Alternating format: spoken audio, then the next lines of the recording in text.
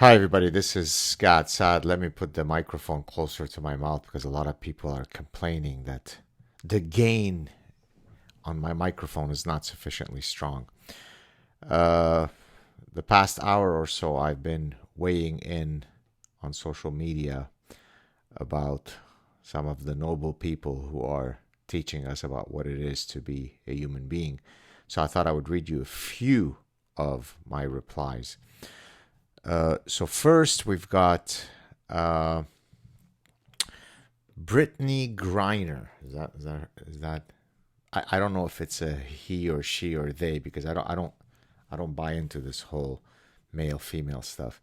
So Brittany Griner, maybe Mr. Griner, said it's a crime to stop biological males from being able to compete against women in sports, and then he, Mr. Griner, I'm assuming, said that trans women should not have to feel unsafe and should not have to be afraid to be who they are. So the trans women are the ones who are feeling unsafe, and so I support that. I agree with that. And so I wrote back I shared the tweet and I said, exactly. Trans women who might be 6'7" and 280 pounds biological males should never be made to feel unsafe when physically crushing scary and bigoted biological women. We must protect women with penises from hateful extremist biological females. This is in the 21st century. This is happening. Then I went on and added a few. Here's one. The estimate for the number, this is one of my tweets. The estimate for the number of people who have ever lived is 117 billion people. Think about the sheer luck involved at all those ancestral transphobes having decided to mate with people of the opposite sex when we now know that one's biological sex is at best an educated guess. As I type these words, actually, as I utter these words, I have no clue what my sex is, nor what that of my partner is. My, quote, wife. By the sheer weight of our collective transphobia, we produced kids. For that, I truly apologize. I was wrong. And then I also then added, because I saw a man, a professor who's very, very caring. He's very nurturing.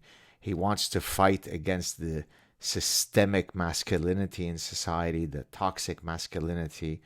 And so he put up a whole bunch of stuff about continuous consent and enthusiastic consent. When you're in, people are having sex in the privacy of their homes, there's all kinds of manuals that you can be exposed to, that you could learn from, to teach you, how to have sex, how to, it's not just about, you and another person saying, we'd love to engage in sexy time.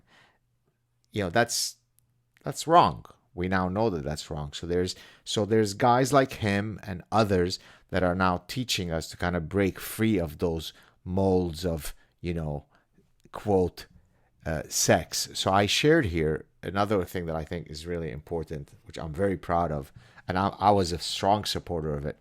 It is wonderful that a growing number of organizations are requiring their employees to take mandatory sex classes where they are taught about continuous consent. The 117 billion people that have thus far existed on Earth did not benefit from the progressive empathy of these noble protectors of virtue. It is not in the least bit an affront to human dignity to presume that all employees are prospective sexual offenders, lest they be taught how to have sex by the moral HR department of corrective behaviors. You see that? You might think that most people are decent beings who don't wish to harm one another in the privacy of their intimacy. No, That's antiquated. That's how you create a world filled with, violent, penetrative sex, like heterosexuality. But when you have lovely professors like this guy, HR departments, headed by women with women's studies degrees from Wellesley that have purple hair, that teach all those disgusting prospective sexual offenders called employees how to have sex. Let's say you're 70 years old professor. You're a lovely person. You have children. You've had grandchildren. You've also been married for 50 years. Very loving marriage. Imagine that you've gone through your life without then being forced at 70 to take mandatory classes about iterative, continuous, enthusiastic consent. Have a good day, everybody.